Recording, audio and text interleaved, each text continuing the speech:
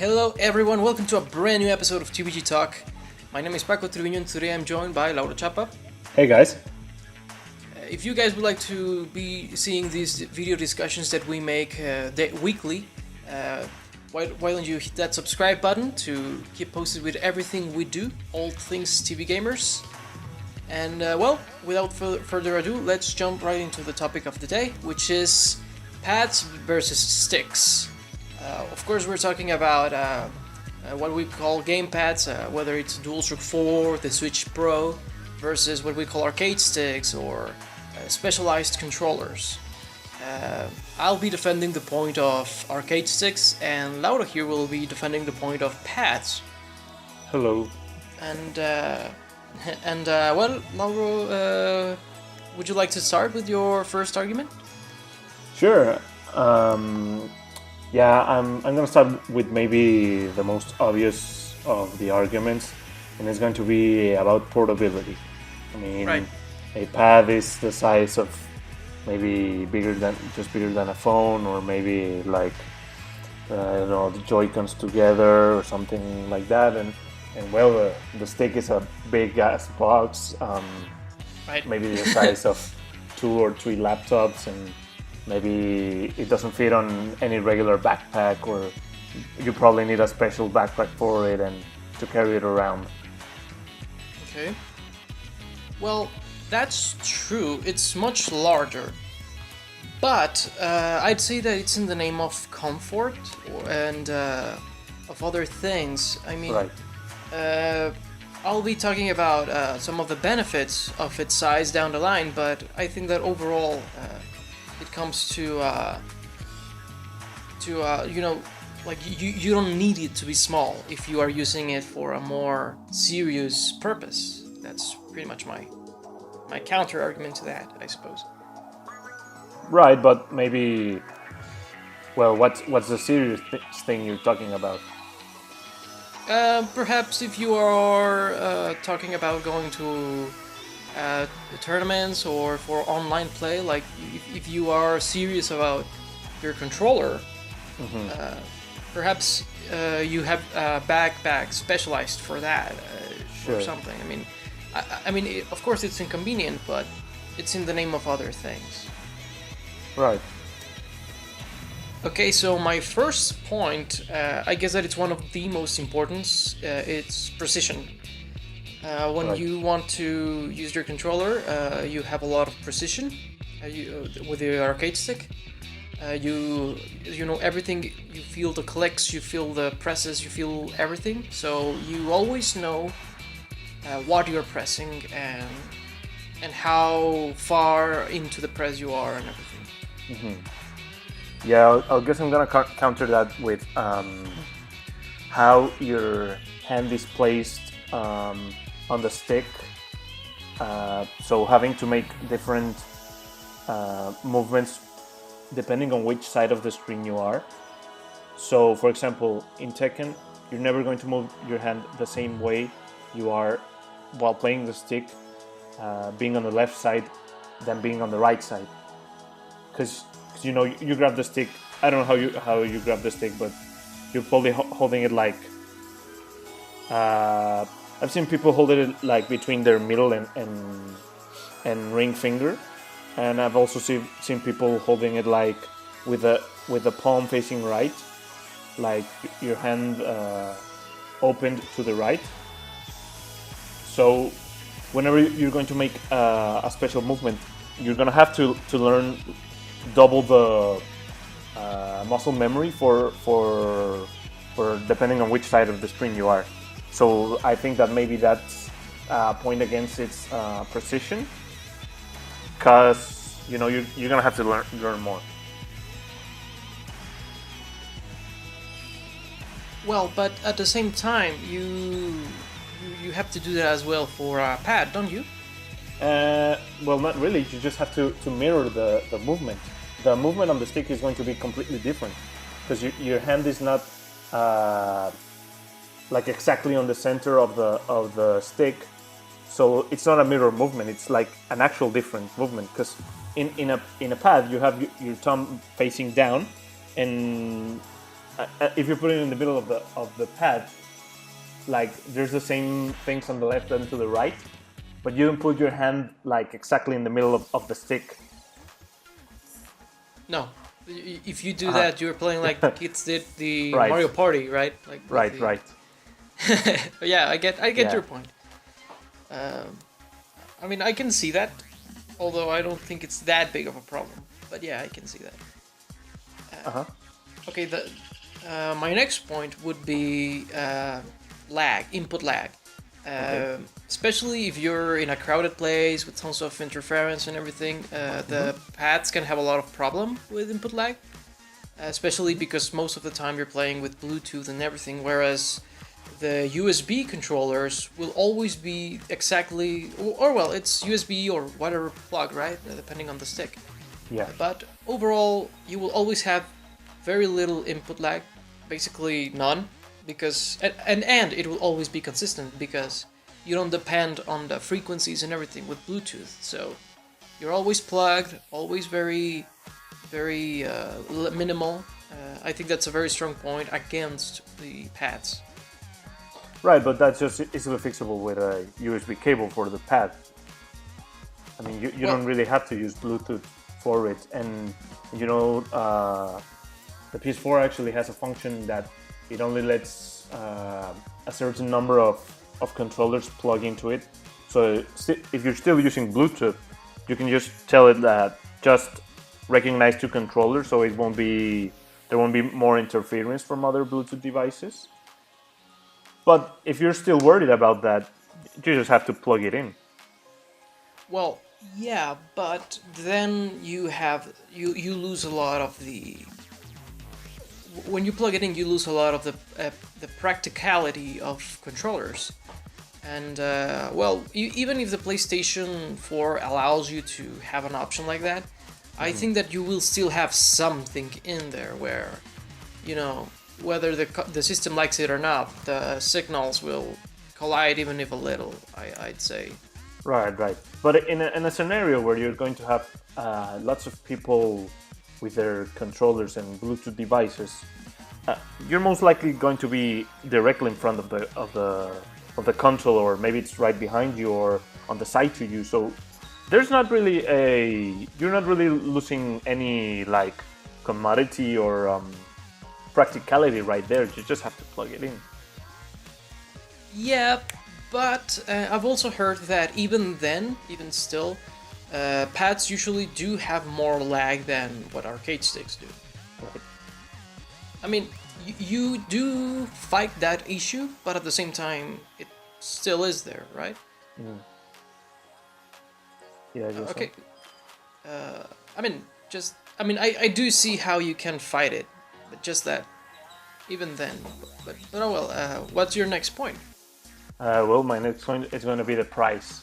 I think that if you're gonna get a good fighting stick, you're gonna have to spend at least $100, $150, even more.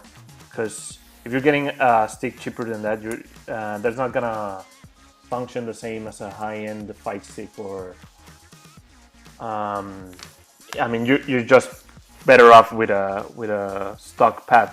And I mean, a pad, it's going to be what, $50, $60 maybe if you want it customized, maybe $100, but that's gonna be like tops. Well, yeah, I do agree that in general, pads are cheaper. However, I will counter argument that there are some somewhat high quality arcade sticks with more reasonable price tags, perhaps $70, $80. You start seeing higher quality ones. Perhaps not something that you would say it's already like you're golden, but it's something that, hey, if you're interested but perhaps you are not sure, you could go with something like that, or even cheaper. I mean, there are some by Mayflash that are like $50, and if you look for older pads, you can find very high quality stuff, but you know, since it's older, it's a little bit You meant less sticks, pricey. right? Excuse me? You meant sticks, right? Because you said pad. Oh, right, yeah, sticks. And with pads, I mean, you could say that you could go for a $10, $20 pad, but in general they always lack stuff. Right. Like functionality and practicity, like being Bluetooth and whatever. And then the argument of them being useful for a game like a fighting game, it's lost in the process. So, I mean, they are more expensive in general, the arcade sticks, but you do find some cheaper options if money is a big problem. Mm-hmm. The problem that I see with the cheaper ones, Mayflesh and that, is that those really feel really different from the real thing. And if you're someone that's like trying to get into being a stick player, and that's gonna be like your introduction to sticks, you're not gonna get the same feel that you're gonna get with a stick, and that maybe turns you away from being a stick player or gives you the wrong idea of how a stick feels to you. So that's the only problem I see with that. I realize that if you take your time and search for maybe a used stick, yeah, you can get a good price on it. Yeah, and you can even, if you decide to build one, although I will agree that you have to like know what parts to buy and everything, but if you build one from pretty much scratch, I mean, there are memes where you see made out of a pizza cardboard, right. box and Yes. Tupperware, but the reality is that there are cheap options where you do get the buttons, you do get the stick, the high quality and the most crucial part of a stick is the stick and the buttons. Like, if you have like whatever material you want, gold, diamond, whatever of the casing, but you have I don't know what you call them, like third-party buttons or not third-party, whatever generic. I mean buttons and sticks. That's not gonna make a good stick. You need to have quality parts, and those are the important ones. I mean, the casing, as you said, can be whatever you want. Yeah, and in fact, other than the casing, I'd say that the weight is more important than the casing. And in terms of weight, you can literally put rocks in there. Yeah. and it'll get the weight. So. Yeah, as long as you're comfortable with it. Yeah, but like you said, you have to know what parts to buy. Like, you can't just buy anything. You have to buy like Sanwa or Hayabusa or something like that. Yeah, and building is not that hard, but you do have to know a thing or two. Yeah, you have to know at least some stuff. Like, it's time consuming, I suppose. Right, it is. Yeah.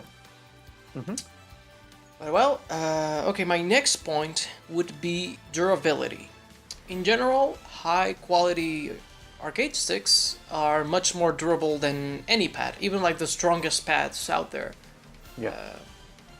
And well, in the long run, that's very important because it's a stick that you can get with you like for years and years, and it'll endure.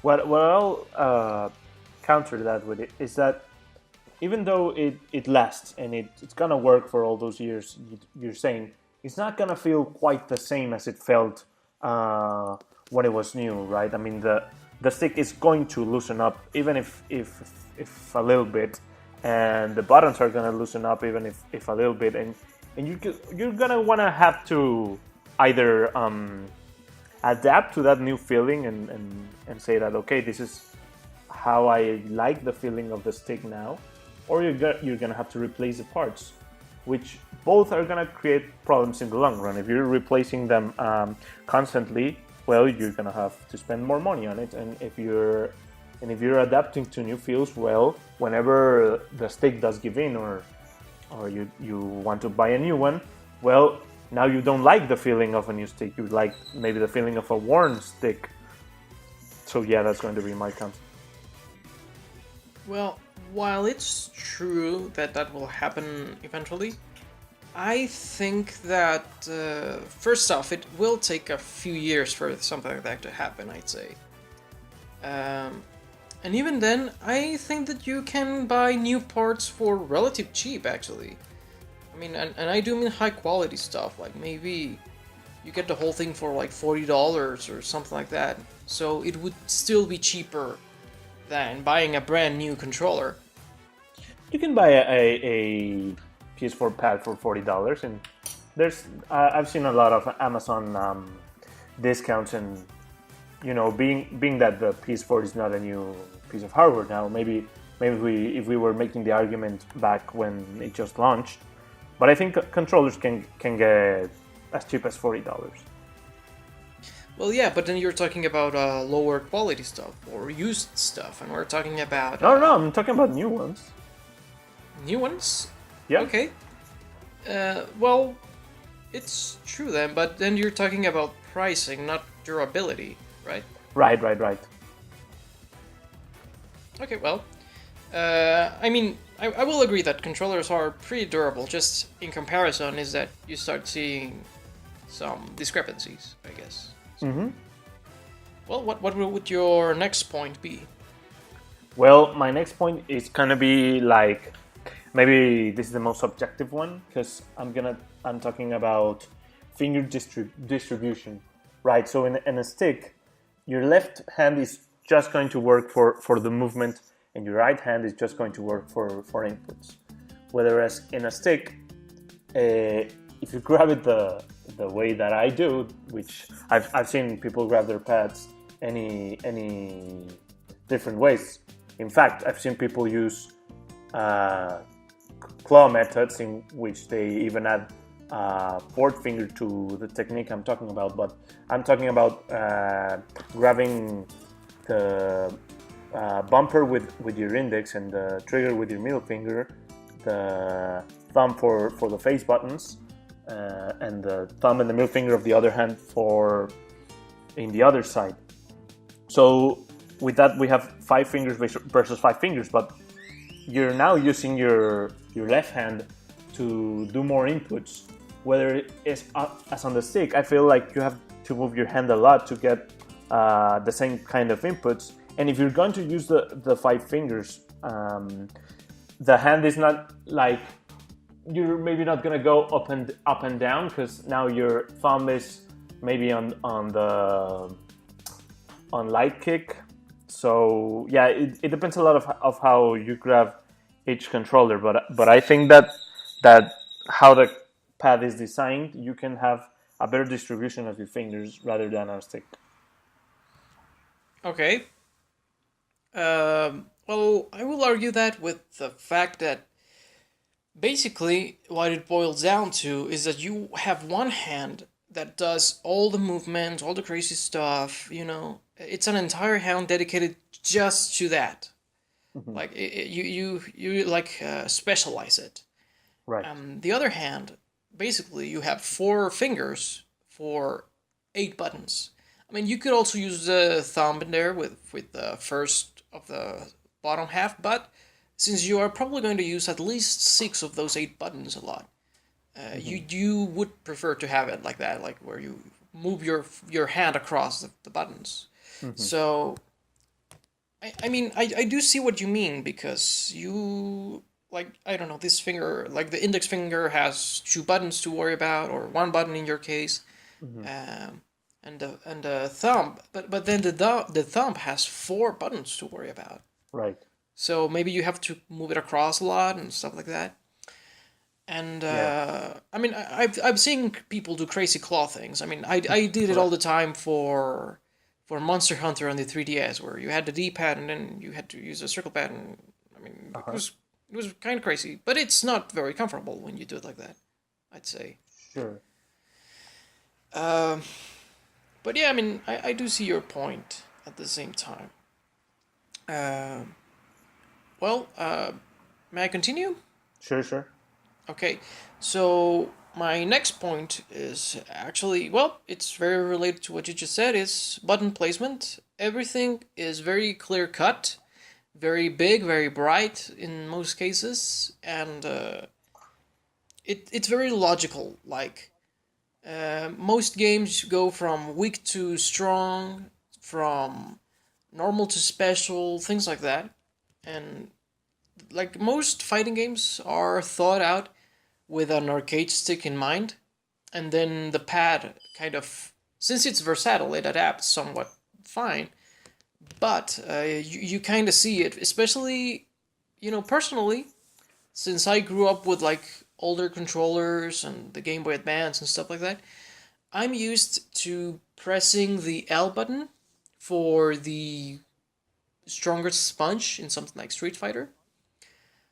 But in new games and new controllers, they kind of want you to use the trigger and the shoulder button from the right way, and in the left hand you only use the D-pad.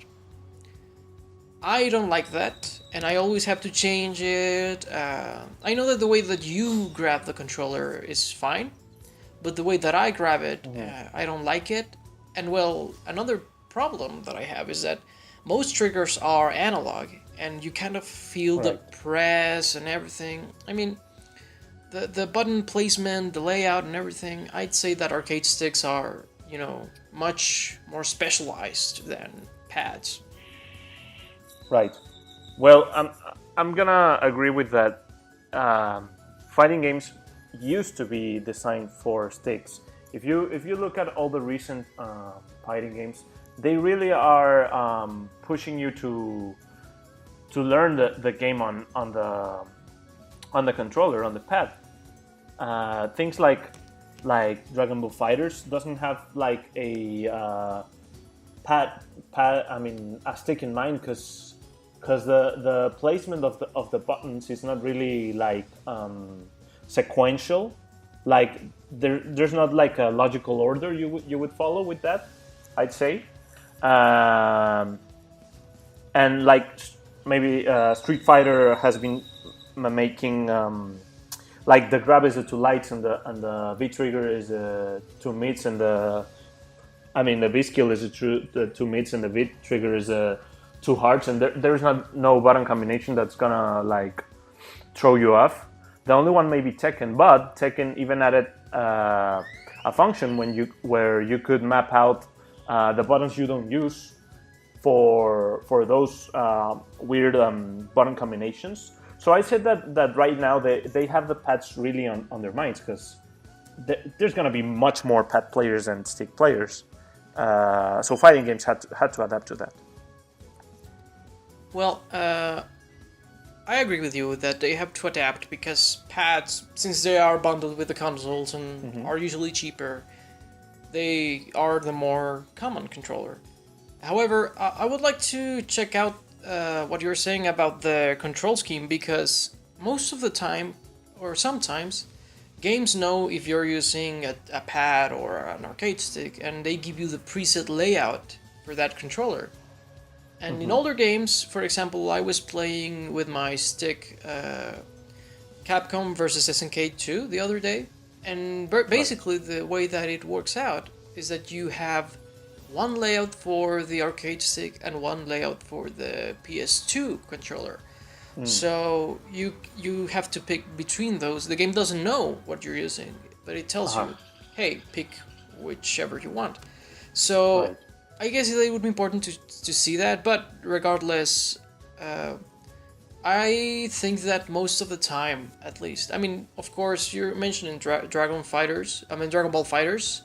I would also mention Smash Brothers, where there are definitely games, there are fighting games, I should say, designed for a special controller in mind, not a stick. But pretty much, you know, a rule of thumb or a most case scenario, I'd say, are mostly made for sticks. But oh well.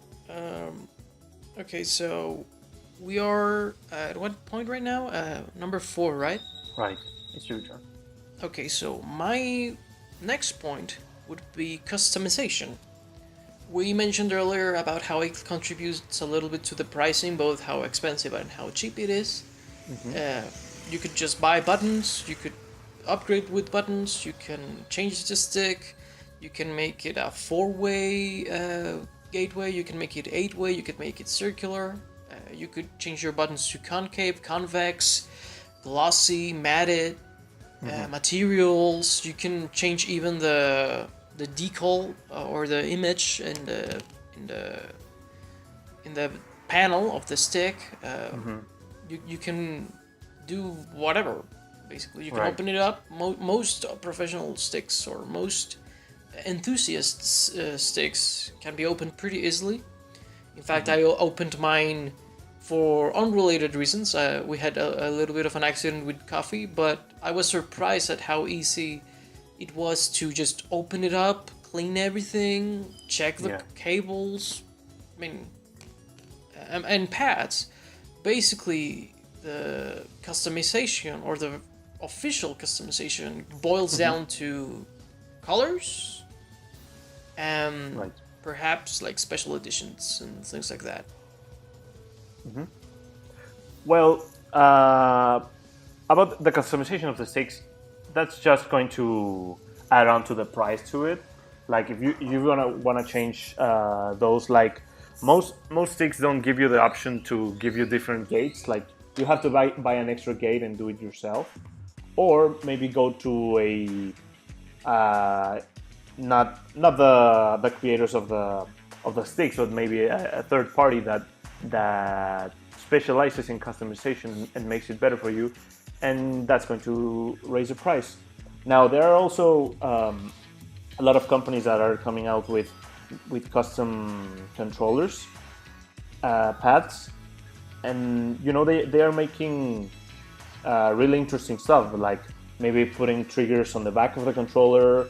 Not really triggers, they're more like buttons, right? And replacing the triggers with buttons, so you don't have the problem of them being analog. Changing the sticks, in maybe you're into that for maybe other games even. So yeah, and that's going to raise the price to maybe comparable to that one of a stick, but customization is there on the pads too, and I think that they're making really crazy stuff. One thing that I saw very recently is pad players were having like a meltdown because they discovered that inside the PS4 controller, although from the outside it seems like it's 4 separate buttons, on the inside it's just one part. So if you click on the upper part of the left side or the right side, or if you click on the lower part of the left or right side, you're gonna get a different input, like a down input or an up input, depending. So they were like going crazy, like, okay, pads doesn't work anymore, we're never going to use pads again. But then this company, I don't know if you heard of it, Battle Beaver Customs, who makes Xbox and GameCube and PS4 controllers, they were like, yeah, we've been working on that, and they redesigned the D-pad where each of the buttons of the D-pad is actually a button, like if it was the other side, like the square, triangle, X and circle, and they put that into the D-pad, and that problem is not there anymore. So yeah, the customization has come a long way for pads too. Well, yeah, but then you lose a few things like the pricing, the versatility of the controllers. I mean, you lose some of the most important aspects of a controller, of a pad. So I don't know. I mean, I feel like you would, like, if you're going to invest in something like that, then you should instead look at what you would probably want most in the long run. Right, I mean, but if you're going to be really serious about gaming or whatever, you're gonna have to invest regardless if you're using a pad or a stick. Well, I'll admit that I'm not super familiar with the customization that the company that you mentioned provides. But for example, the Xbox One Pro, I think, or Elite controller did have a lot of issues with the inputs and the buttons and the quality of the materials. At least at launch, it was very notorious for having a ton of problems. And right, but that really was more of a marketing toy rather than an actual professional controller. Well, but it did cost like $130, so... Sure, I mean, I'm not saying that it was cheap or anything, I'm just saying that we don't buy stuff without like looking at reviews and stuff. Right, I'm just saying, like, the most notorious example of a fully customizable controller was a very problematic one. But well, Well, then I guess that it's your next point, right? Sure. My next point is going to be that you use a pad for every other game. So like you're so used to pad already, you already know how to grab it, how to press the buttons, how to move your hand around. So if you're gonna turn into a stick player, you're gonna have to learn years and years of muscle memory that you already have on pad. And even when you're not playing the fighting game of your preference, you're still gonna be using a pad for other games, and still gonna feel the controller in your hands. And if you really wanna like stay consistent at other fighting games with a stick, you're gonna have to maybe use it every day, or maybe not even play, but grab it and click it around and whatnot. Right. Well, I'd counter-argument that with the fact that unless you only play on the PS4 or only play on the Switch or only play on the Xbox, you will be needing a handful of pads to for every console, for every game and things like that. So unless you have it completely unified, you do have some advantage. But even then, if you played with a pad from the PS3 and migrated to the PS4, or from the Wii U and migrated to the Switch, I'm sorry, you did have to change the controller, and it does change, Right. even if a little. So you still have some muscle memory to fight there, right? Right, but that argument can also be made for sticks. I mean, and you're gonna maybe counter with, well, get an adapter. Well, you can also get adapters for pads. Well, it's sort of true. However, if you are always buying, for example, the Hori controllers for Hori arcade sticks, I should say, you always get the same layout and the same quality of buttons and everything. So Right. unless you change from brand and unless you change from category, because within brands they have the styles and everything. So unless you change style and unless you change those things, you will get basically the same product for whatever console you want. For example, I have the Hori arcade stick Hayabusa for the Switch. There is one that is exactly the same for the PS4, for the Xbox One, etc. So, which is gonna cost you maybe a couple $100 more, right? right, but I mean, it also the Switch Pro controller costs $80. The DualShock 4 costs $70. The Xbox One. So, I mean, there's always that, right? Right. I mean, and if we're only talking about muscle memory, there is that. Right. I'd say. Sure. And so, I'm sorry. Yeah, I think we got mixed with the points because I think you finished and I still have one more. No. Oh, okay, then go ahead. Wait. Oh yeah. I mean, did I mention durability? Yes. Precision. Right. Lag. Button placement. Yep. And customization. Oh, okay. Then you are missing one. I'm sorry. I think that at the beginning I answered with one of my points, right? Yeah, probably. I think it was something like that. Okay, well. Okay, so what's your final argument? Right, so I'm gonna talk about the last point, which is going to be the sound of the stick. Now, I know that there are silent sticks out there, but they really do still sound more than what a pad does. And now, maybe you're gonna wonder, well, what does sound have to do with anything? Well, in most fighting games, there are certain attacks or movements that require you to react to what the other one is doing.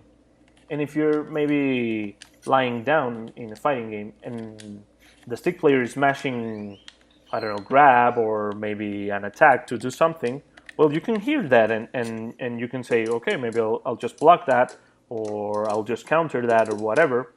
And if he's doing nothing, well, I'll grab him because he's probably holding block or something. And with a pad, you're never gonna hear what the other one is doing.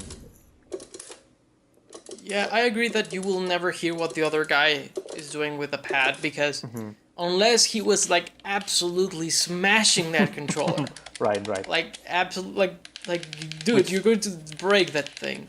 Some people, to be fair, some people do. Yeah. And I mean, there are some controllers that are a bit noisy. The GameCube controller in particular, I'd say, is very noisy with 8-way stoppers for the analog stick. Especially if you're like trying to smash the eye or something, you're gonna hear that. Yeah, and the triggers are also very noisy. But that's a notorious example. But it's probably the most notorious pad in fighting games right now. Probably so. Right. I mean, it's a mixed bag. However, I will counter argument with the fact that in a tournament, well, there's not a lot of lag. Like, how more of a clue would the controller give you if you're already hearing and seeing this?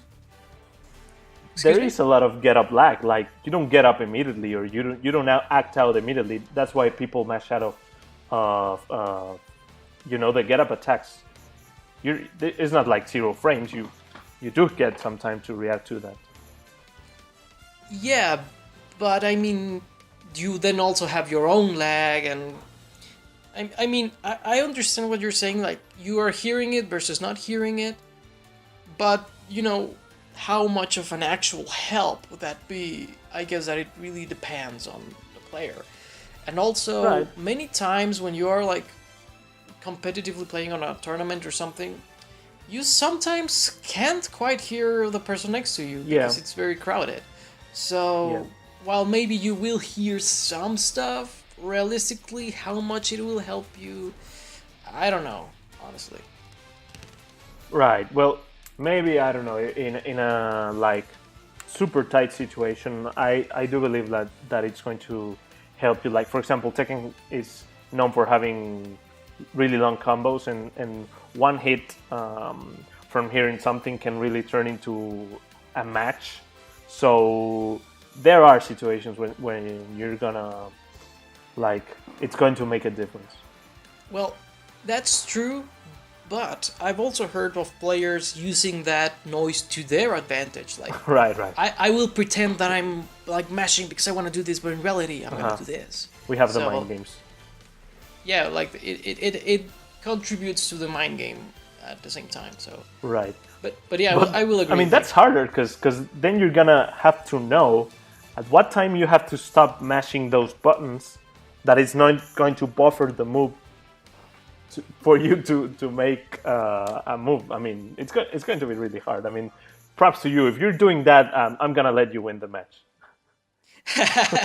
No, I didn't say that I'm all that great. Right.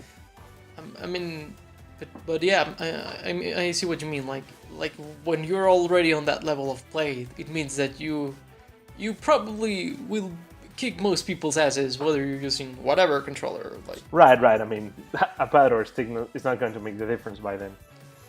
Yeah, by then it will be raw talent. But well, and something that I want to address in terms of I don't know. I think that a huge thing is that most of us grow up with pads rather than sticks. But I picked a stick very recently, and I've been having a blast. And, right. Well, any closing thoughts that you'd like to mention or go through? Sure.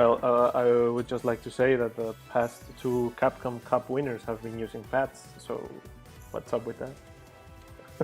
Well, I'd say that's more props to the player rather than the controller. Right. I mean, you could say that the past Tekken players have been using sticks and whatnot. Yeah, as long as you don't say that the past Smash Brothers winners have used pads, because I mean, now I want to see a Smash Brothers player win with a stick. Yeah, right. I mean, I would not recommend it because you will be missing some stuff there, but that's because of the nature of the game.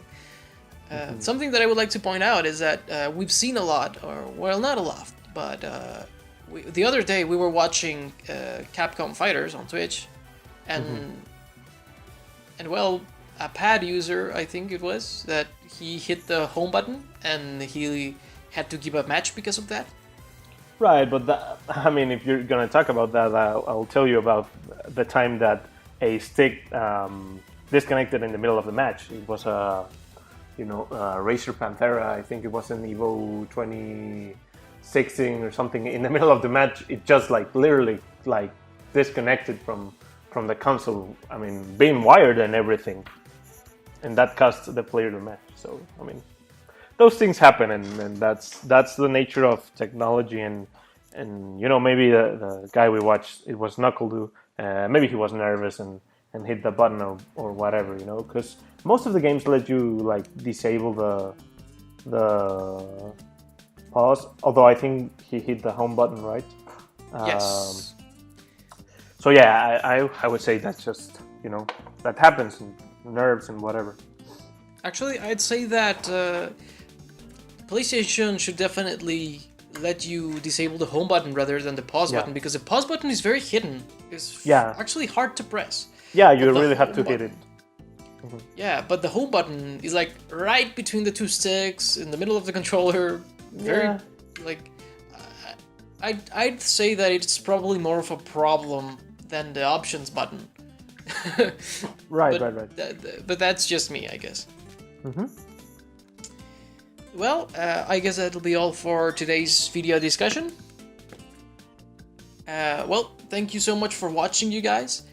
We are definitely interested in knowing whether you play with pads, sticks. What do you think about this discussion? Did we make some good arguments, bad arguments? We are definitely interested in knowing what you play with as well, and your experience with either of these controller options. This has been Paco Treviño from the TVGamers. Today I was joined by Lauro Chapa. Thanks for listening, guys. And make sure to subscribe for all things of all discussions like this, all TVGamers stuff that we do all the time. See you guys next time. Bye-bye, guys.